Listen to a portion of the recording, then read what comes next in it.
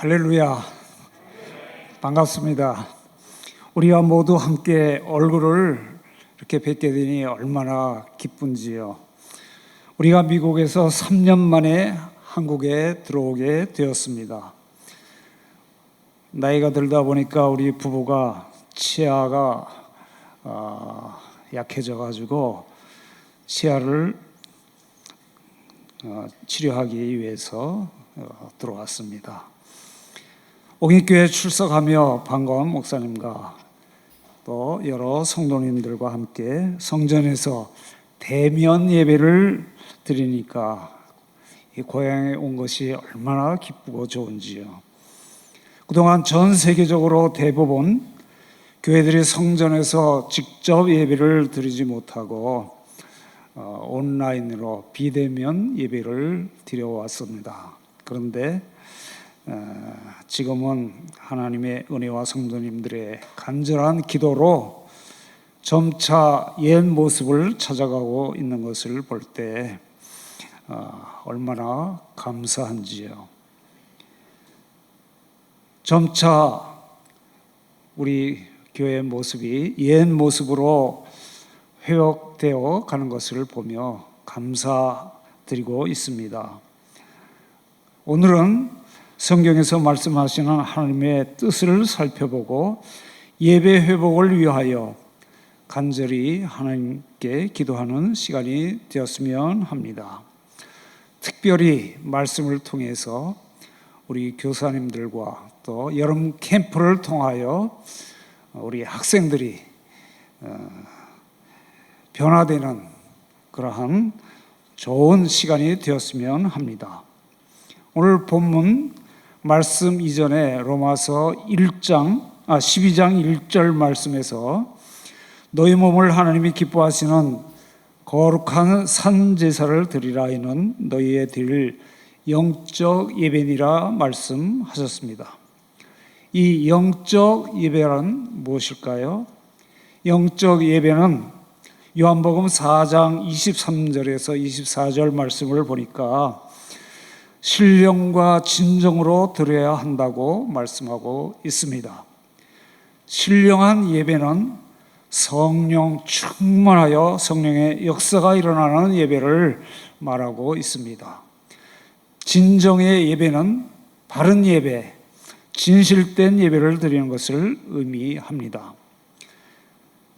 영적 예배는 죄의 종이었던 우리가 예수 그리스도의 피로 씻음을 받고 그가 주신 새 생명으로 예수님을 위해 살아가는 것이라고 말합니다.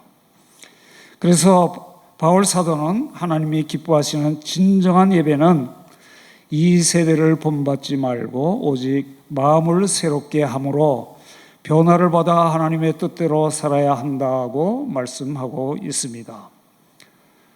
그러면 첫째로 이 세대를 본받지 말라 하는 의미가 무엇일까요?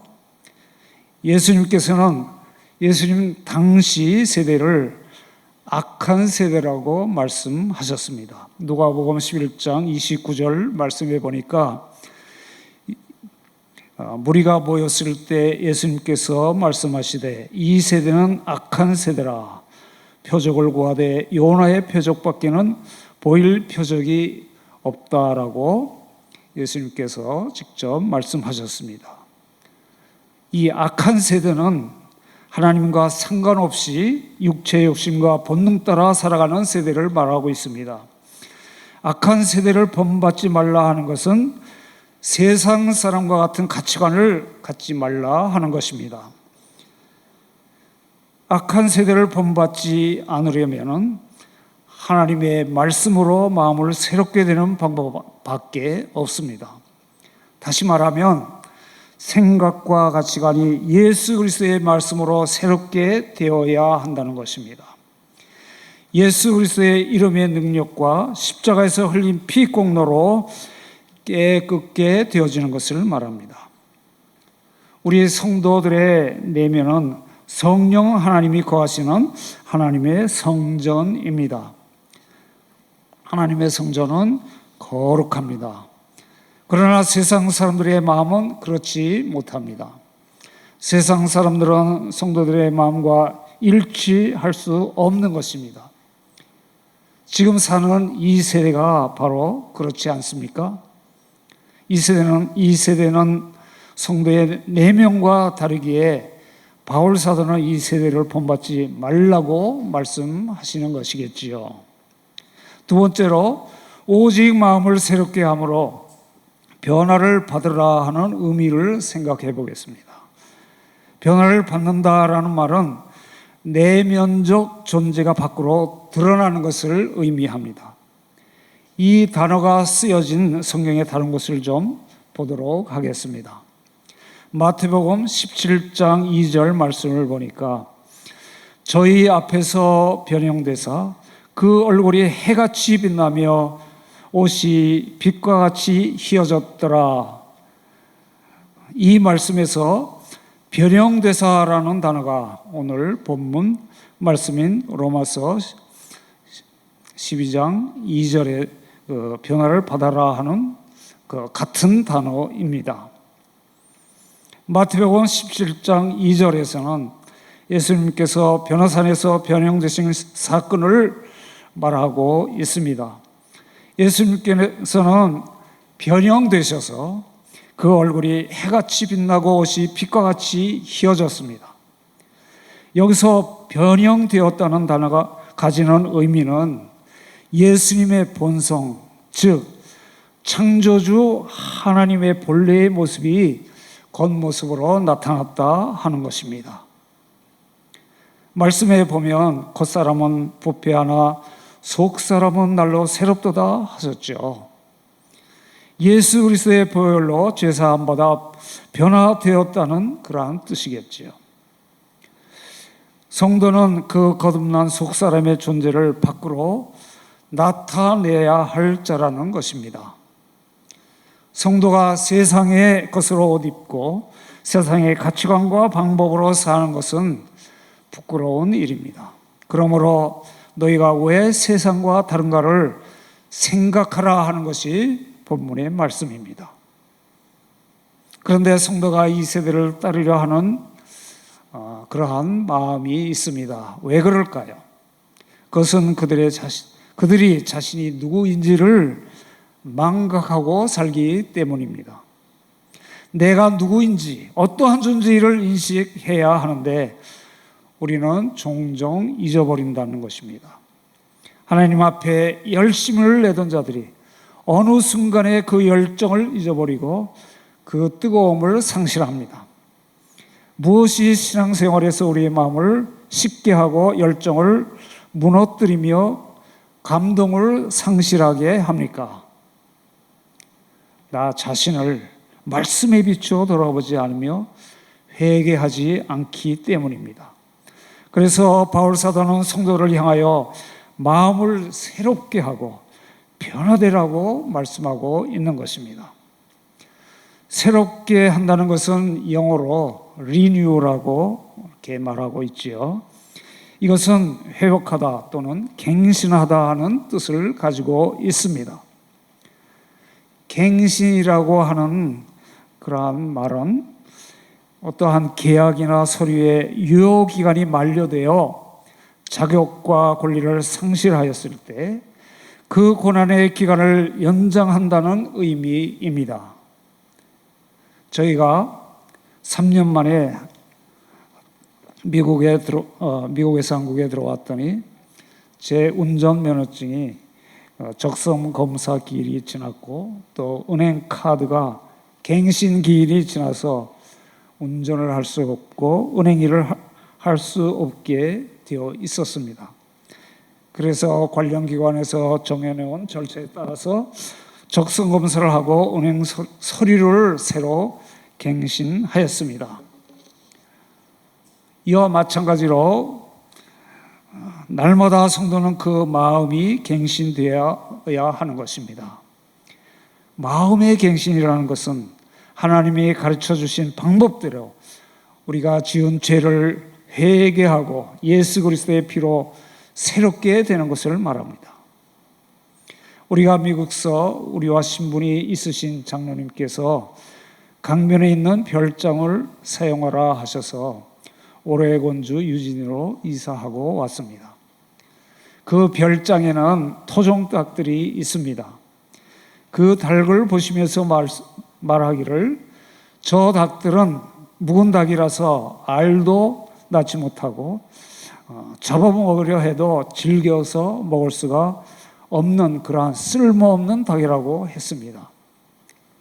이웃 사람들에게 필요하면 가져가라고 해도 아무도 관심이 없다고 합니다.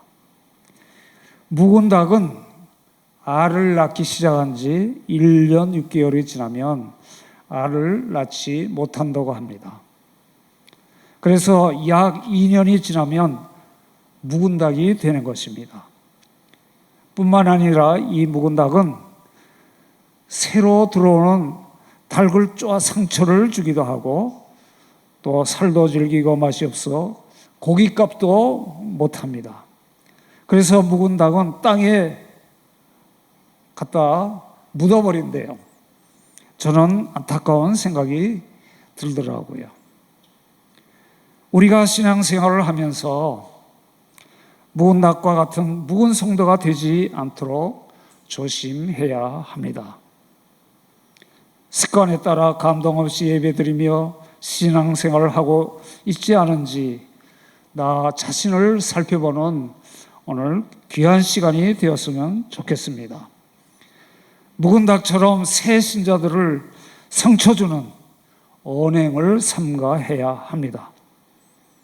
신앙생활을 하면 할수록 더 큰 은혜와 감사와 감격 가운데 사랑을 베풀며 살아가도록 기도해야 합니다. 만약 예배를 드렸는데 마음에 기쁨이 없고 평안이 없습니까? 바로 바울이 본문에서 말하고 있는 문제 때문입니다. 마음에 갱신이 없기 때문입니다. 다시 말씀드려서 속 사람이 거듭나지 못했기 때문입니다. 우리가 받은 생명의 말씀이 다시 살아 역사하도록 성령 하나님께 기도해야 합니다. 오늘 말씀으로 예수 그리스도의 피로 새롭게 하는 것입니다. 성도는 성도다운 옷을 입어야 합니다. 우리는 성도다움을 회복해야 합니다. 성도들은 오직 마음을 새롭게 함으로 변화를 받아야 합니다. 오늘 차세대 여름 캠프를 하기 위해서 저런 간절히 기도할 때 우리가 새로운 변화된 그런 자들이 교사가 되고 또 학생들이 다 되도록 위해서 열심히 기도하는 시간이 되면 좋겠습니다. 세 번째로 하나님의 뜻이 무엇인지를 분별해야 합니다. 성경은 그리스도의 영이 없으면 그리스도의 사람이 아니라고 말하고 있습니다. 로마서 8장 9절을 보면 만일 너희 속에 하나님이 거하시면 너희가 육신에 있지 아니하고 영에 있나니 누구든지 그리스도의 영이 없으면 그리스도의 사람이 아니라고 말씀하고 있습니다. 참 그리스도인은 성령이 내 안에 거하시고 거듭난 그리스도인이 되는 것입니다. 네 번째로 영적 예배의 마지막 단계는 하나님의 뜻을 분별하는 삶을 살아가는 것입니다. 그 방법은 하나님의 진리와 말씀에 시선을 맞추고 온전하신 하나님의 뜻이 이루어지도록 하나님과 동행하는 삶을 사는 그 자체입니다. 그 삶이 영적 예배의 본질인 것입니다. 그런데 날이 갈수록 하나님의 뜻을 분별하며 그 말씀대로 사는 것이 어려워집니다. 무엇 때문일까요? 하나님께 나아가 철저히 자신을 살피며 회개하지 않기 때문입니다. 세상에 더 많은 주의를 기울이고 귀를 기울이고 있기 때문입니다. 예수 그리스도의 이름의 권세가 나를 지배하도록 우리는 기도해야 합니다. 미국 장로교단에 속한 한인교회가 있었습니다. 이 교회는 미국 장로교단에서 내어준 큰 예배당을 사용하며 한국 이민교회로서는 많은 성도들이 모여 예배를 드리는 은혜로운 교회였습니다. 그런데 이 교회가 속한 미국 장로교단이 동성애를 찬성하는 결의를 하였습니다. 이 소식을 접한 한인 교인들이 담임 목사님과 당회에 문의합니다. 우리 교회의 입장이 무엇입니까? 우리 교회가 이 교단에 계속 남아 있을 것입니까? 대답이 없자 교인들이 다른 교회로 거의 반 정도가 빠져나왔습니다. 급기야 당회의 결의와 담임 목사님이 교단 탈퇴 선언을 하고 다른 곳으로 예배당을 옮겼습니다.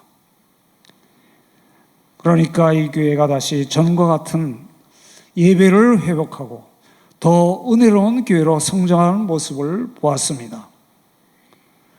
우리는 잘못된 것을 알면 빨리 회개하고 고쳐야 합니다. 세상에 푹 빠져 살면 하나님의 뜻이 무엇인지 알 수가 없습니다. 우리 속에 우리도 모르게 이 세대를 따라 사는 삶이 있다면 먼저 제거해야 합니다. 그러니까 이 세상 사람들의 생각을 따라가지 않기로 마음의 작정을 해야 합니다. 이 세대를 따라가면 그러한 성도들은 그 삶의 신앙생활이 말도 되지 않는 것입니다. 온전히 예수 그리스도 안에서 예수님의 말씀으로 마음이 변화가 되어야 그 다음으로 하나님의 뜻이 분별되어지는 것입니다. 오늘은 특별히 다음 세대를 위한 기도를 합니다. 다음 세대를 위한 여름 캠프가 7, 8월에 열릴 예정입니다. 교사님들과 학생 모두가 이 시간을 통하여 예배가 회복되고 더 은혜로운 공동체로 성장하기를 바랍니다. 이것을 위해 우리는 이 세대를 따르는 그러한 삶을 다 제거해버리고 하나님께서 원하시는 뜻을 따르도록 더욱 열심히 기도해야 하겠습니다. 결국 하나님께서 원하는 뜻이 무엇이겠습니까? 세상의 모든 사람들이 구원보다 천국 가는 것이 아니겠습니까? 그래서 우리는 주님의 뜻을 분별하고 예수께서 가르쳐 주신 말씀대로 좁은 문, 좁은 길, 십자가의 길을 달려가는 것입니다.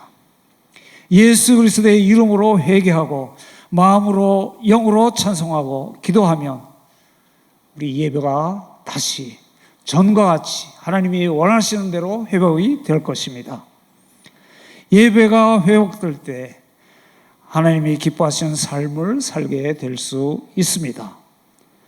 주님 재림하실 때 영광의 주님을 맞이하는 우리 모두 되기를 축원합니다. 함께 기도하겠습니다. 아버지 하나님 감사합니다. 이 시간 저희들이 기도하기 위해 모였습니다. 이 시간 하나님이 기뻐하시는 삶이 무엇인지를 잠시 나누었습니다. 하나님이 기뻐하시는 영적 예배를 드리게 하여 주시옵소서. 이 세대를 본받지 말고 오직 마음을 새롭게 함으로 변화를 받아 하나님 뜻대로 살아가는 우리 모두 되게 하여 주시옵소서. 우리 다음 세대들이 이러한 뜻을 알고 함께 기도함으로 저 천국으로 함께 힘차게 달려가는 우리와 다음 세대들이 다 되어지도록 인도하여 주시옵소서. 예수 그리스도의 이름으로 기도하옵나이다. 아멘.